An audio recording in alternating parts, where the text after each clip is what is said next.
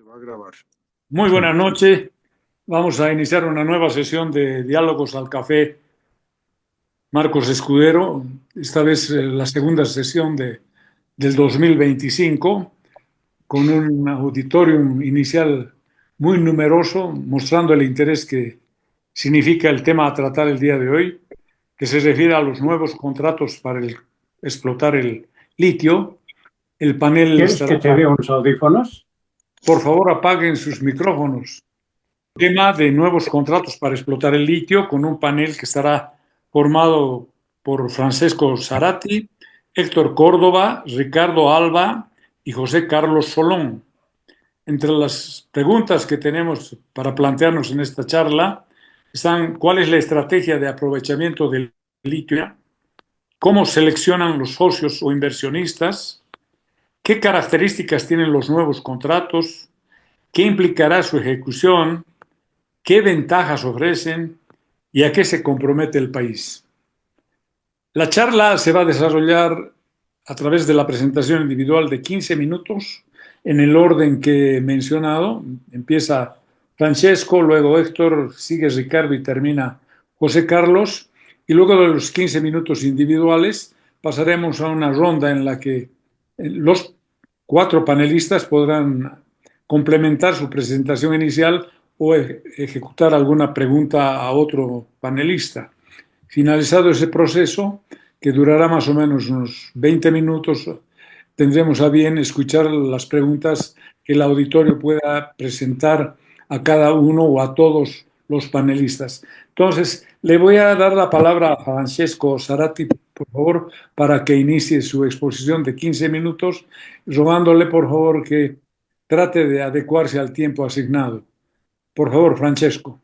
Con mucho gusto. Estoy poniendo el temporizador, así que buenas noches a todos. Muchas gracias a Roberto por la invitación y a los miembros del café, del diálogo del café. Hago una premisa, no me considero un experto en litio, soy más bien un poco interesado más en temas energéticos, de hidrocarburos, pero desde varios años sí me ha interesado el tema del litio y he hecho un cierto seguimiento. Y hace 15 días aproximadamente publiqué una columna que refleja mis impresiones de una primera lectura del contrato con Uranium y algo del contrato con CBC, que es el contrato de los chinos. A diferencia de hace 15 días, hoy he podido ir un poco más a fondo con la lectura de los contratos, de los anexos y una serie de subcontratos que tiene cada uno.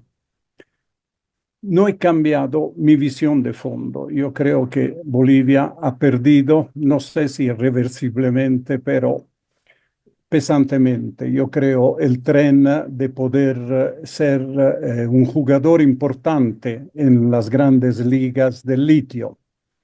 Y lo ha perdido por dos razones, que son las mismas que del campo de hidrocarburos. Voy a hacer varias similitudes en los dos campos. Uno, la incompetencia de los que fueron designados para manejar este tema. Y dos, la camisa de fuerza que las mismas normas, la constitución, las leyes, la ideología ha puesto a cualquier gobierno.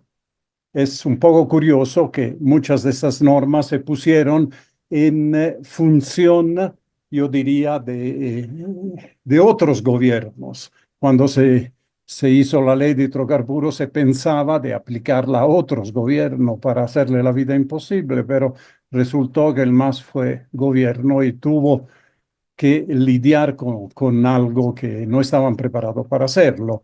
Y la ideología los obligó a la constitución política del Estado. Entonces, en ese contexto, la primera exposición del gobierno hacia el tema del litio fue crear una especie de, más que empresa, una especie de dirección, de proyecto que se gastó la friolera cifra de más de 900 millones de dólares para descubrir la pólvora, es decir, para producir a partir de piscinas de evaporación carbonato de litio. la idea era imitativa. Si en Atacama pueden hacerlo, ¿por qué no podemos hacerlo en Uyuni?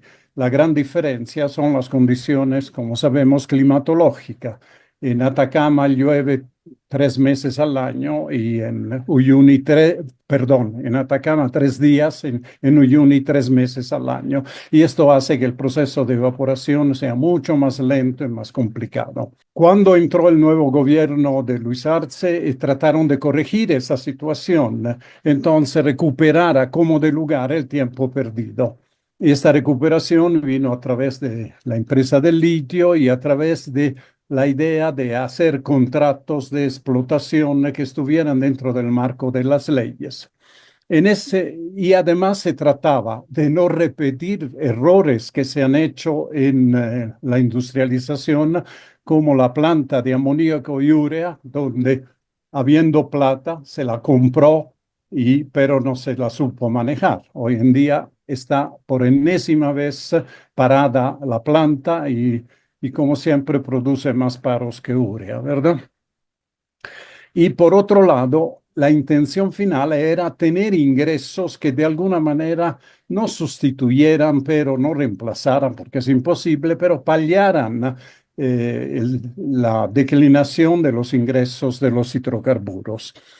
Y un tema geopolítico no menor que podemos profundizar después es fortalecer los lazos con Rusia y con China a través de empresas emblemáticas de cada uno de los dos países. Entonces, el proceso, que no voy a gastar mis 15 minutos en la historia, ha llegado en este momento después de un periodo de estudio de algunas empresas, no todas han llegado,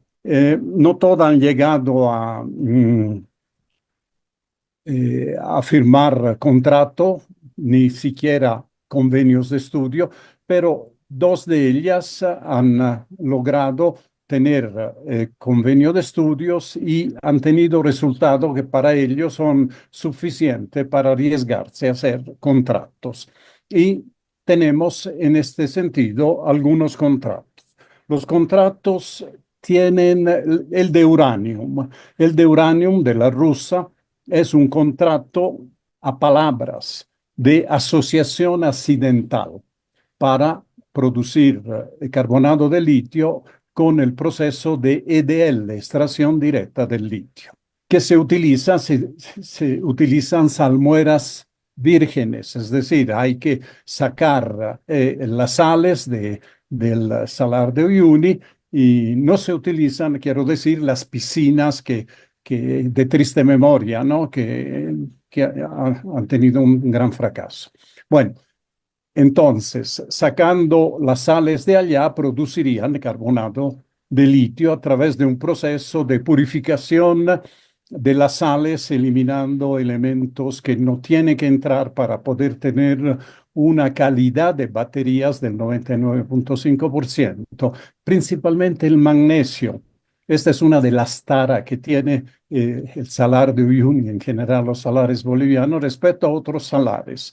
La segunda tara que en general, en promedio, aunque hay diferencia, el salar de Uyuni tiene una concentración relativamente baja de litio por metro cúbico, por litro, digamos, miligramos por litro o gramos por metro cúbico, comparado con los salares argentinos con Atacama.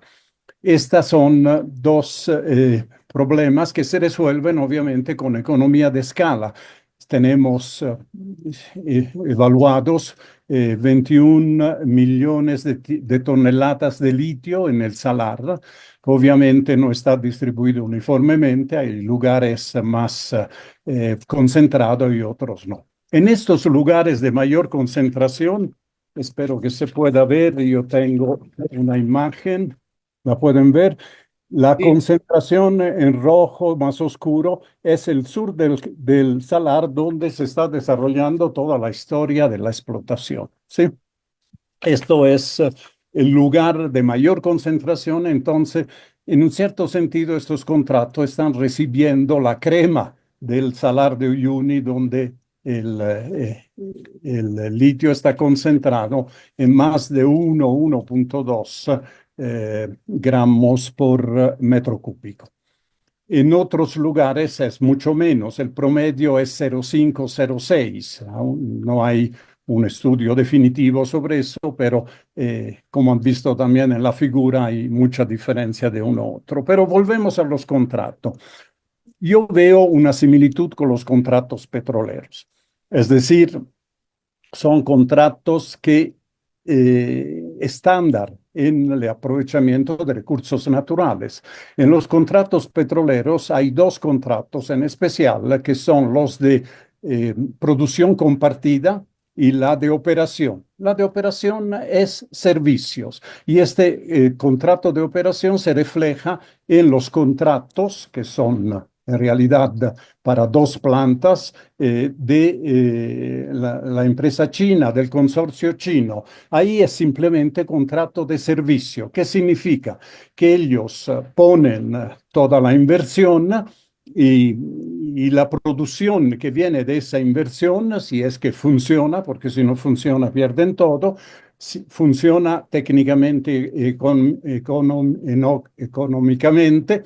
Bueno, si funciona, entonces la producción se entrega al dueño del recurso, que en este caso es el yacimiento del litio boliviano, el cual tiene que hacer una serie de gastos, principalmente regalías, impuestos, tiene que devolver las inversiones, sobre todo de CAPEX, en las plantas, y además, como hay un subcontrato de operación de la planta ya en sí, de mantenimiento, llamámoslo así para no confundir los términos, entonces tiene que pagar los gastos de CAPEX, OPEX y otros gastos que vienen de esta operación, por ejemplo, las licencias. Muy bien, este es un contrato de operación que se parece mucho al contrato de operación petrolero. El que se parece un poco, pero solo parcialmente, a los contratos de producción compartida es la asociación accidental. Es una asociación 51-49 a favor del yacimiento del litio, donde yacimientos del litio ponen las almueras, ¿verdad? Y los rusos, Uranium, ¿sí? Pone el dinero, la inversión, pone la tecnología y después, si funciona todo, pondrá también los servicios de operación. De manera que van a funcionar simultáneamente dos tipos de contrato. Uno de producción compartida, donde la producción en parte va a yacimiento del litio y en parte va a los rusos como pago de amortización de sus inversiones y de la operación. Entonces, dos contratos, el contrato de servicio y mantenimiento y el contrato de asociación compartida. Este contrato es bastante pequeño. Llama la atención que se hace tanta bulla alrededor del contrato de uranio cuando se trata solo de 14.000 toneladas. El hecho que sea una cantidad pequeña influye obviamente en los rendimientos financieros del proyecto. Es decir, una cosa es producir 10.000 toneladas, otra cosa es producir 80.000 toneladas, 50.000, como en el caso de los chinos, ¿verdad? Del consorcio CBC, de manera que los costos fijos obviamente tienen una influencia mucho mayor, ¿sí? Y en el caso de la operación en tres fases, ¿no? Yo creo que la primera y la segunda son bastante razonables, pueden funcionar. La tercera lo veo un poco más complicado en total, pero harían 14.000 toneladas. Y la CBC es decir, los chinos tienen dos plantas, una que recupera, por lo menos en algo se recuperan las piscinas famosas y de esto se saca carbonato de litio de manera tradicional, llamamos así, y la otra EDL, de extracción directa del litio, y cada una tiene 25.000 como límite, aunque cada una tiene sus propias fases, ¿sí? Entonces hay este híbrido de contrato. Hay cláusula sugestiva de rescisión, si no funcionan, entonces se puede rescindir y cada uno de ellos pierde la inversión, pero esto va a ser muy difícil en el caso ruso porque creo que el objetivo principal del uranio es llevarse el carbonato de litio. Entonces, aunque el precio en este momento esté bajo, acabo de entrar a la página de los precios de los metales en Shanghái, está en $9.500 la tonelada. En Shanghái, aún con el yuan chino, etcétera. Bueno, hay que distinguir algunas cosas, pero son precios inferiores a los 10.000. Y aquí viene, a mi criterio, el gran problema. El gran problema, más que jurídico, es realmente financiero y económico. Pueden funcionar esos proyectos, estos contratos, con precios alrededor de $10.000. Uno dice, bueno, en este momento serán $10.000, pero todas las proyecciones que podemos leer van hacia los entre 10 y 20 hasta el 2030.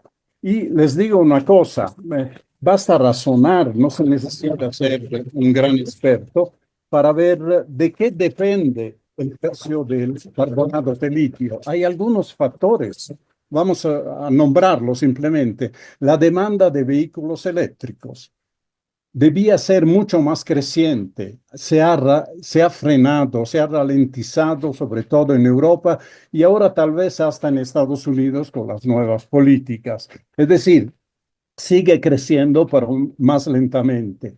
El desarrollo de tecnologías alternativas. ¿Qué significa esto? Significa que pueden aparecer baterías de otro tipo, sólidas, con sodio.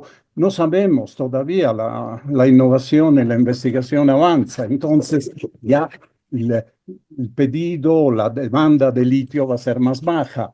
El reciclaje de las baterías de litio. China ha avanzado mucho en reciclar las baterías de manera que recupera el litio de las baterías que ya no sirven, ¿verdad?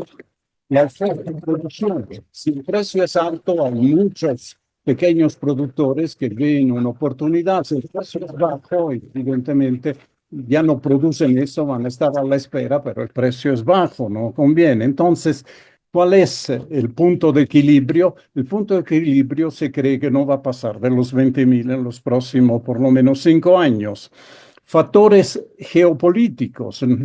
No sabemos cuáles van a ser las presiones políticas que se puede tener. El litio, digamos, no es tan raro como se pensaba hace 5 años, pero es aún no un producto de pocos países. Los costos de producción. Había una gran división entre la producción de salmuera, que es más barata, y la producción de roca, que es más alta.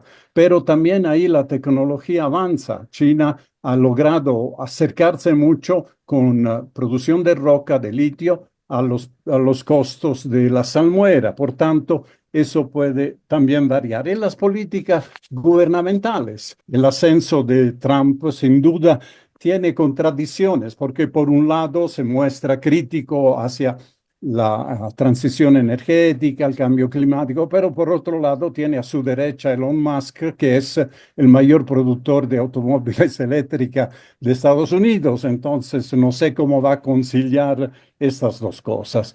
Por eso, considerando todos estos factores, se cree que el precio del litio va a estar todavía entre 10 y 20, tal vez más cerca a 20 que a 10 en los próximos años.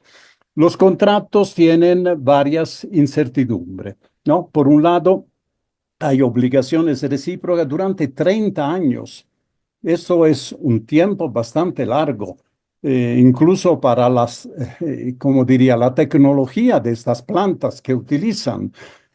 Es una tecnología todavía incipiente, no hay grandes plantas de EDL en este momento, ya no son experimentales, ya están en producción, pero puede haber muchos avances y nosotros vamos a tener plantas, no vamos a poder tener otras 3 plantas fácilmente, ¿verdad? Hay el tema, como les decía, de la entrega de las parcelas más ricas en concentración de litio, ya les he mostrado la incertidumbre acerca de las utilidades. Un gran defecto de estos contratos, a mi criterio, es que sobreestiman el precio del litio. Están hechos por mínimo $26,000 la tonelada y como promedio toman 32, 33. Yo creo un poco quimérica esa proyección. No. Y si no funciona, yo no sé. Hay problemas ambientales. Sobre todo el problema del agua no está claro. Hay una cuenca, en el caso de Uranium, ya identificada, pero no se ha estudiado la recarga, por tanto no se sabe que si se va a extraer, se van a extraer aguas fósiles o agua que se recargan. En el caso de CBS, todavía peor, porque si bien una parte del agua de tipo industrial se recoge del mismo salar, de la salmuera, porque se desalina, digamos, y se usa, pero para la planta misma de EDL se necesita agua fresca, agua limpia, y no hay claridad de dónde la va a sacar, ¿no? ¿Sí? El compromiso del país es también grave desde el punto de vista de la industrialización. En realidad hay una renuncia total a lo que el presidente Arce cada rato nos repetía, industrializar la energía del futuro. Primero que no hay ninguna energía en el litio, la energía está en las baterías, si quieren, ¿no? Pero aún así, uno lo que imaginaba, lo que nos han hecho soñar de poder fabricar cátodos, de poder fabricar baterías en el país, tal vez no en tiempos cortos, pero más aún, la idea fuerte que debía guiarnos, a mi criterio, era participar en la cadena de valor del litio. Quién sabe, renunciando a algo a ganar en la extracción y sino ganar en las otras fases, los otros peldaños de la cadena que tienen un retorno mucho más elevado que en el caso de la extracción. Pero parece que nos vamos a olvidar de la industrialización de la energía del futuro. Y los obstáculos que hay que superar son básicamente la factibilidad de estas plantas. Yo no creo que se va a pasar de la primera y segunda fase en el caso de Uranium y de la primera fase en las dos plantas, en la planta de las piscinas y las plantas de la salmuera, de EDL, digamos, en el caso de los chinos. Por tanto, es una apuesta un poco apurada, yo la he definida muy apurada. Por eso me acordé de lo que decía siempre mi abuela, que la gata apurada, ¿no? Parió gatitos ciegos. Y estamos en esa misma situación en que el gobierno, por apurarse, por llegar a terminar su mandato, habiendo firmado esos contratos, no está analizando a fondo todas las repercusiones que tienen. Son contratos muy complejos y que requieren mucho más tiempo del que incluso hemos dedicado nosotros esos días, o por lo menos yo he dedicado esos días, para discernir todos los alcances que tiene. No sé si han pasado los 15 minutos, pero me pararía acá para dar paso a mis colegas.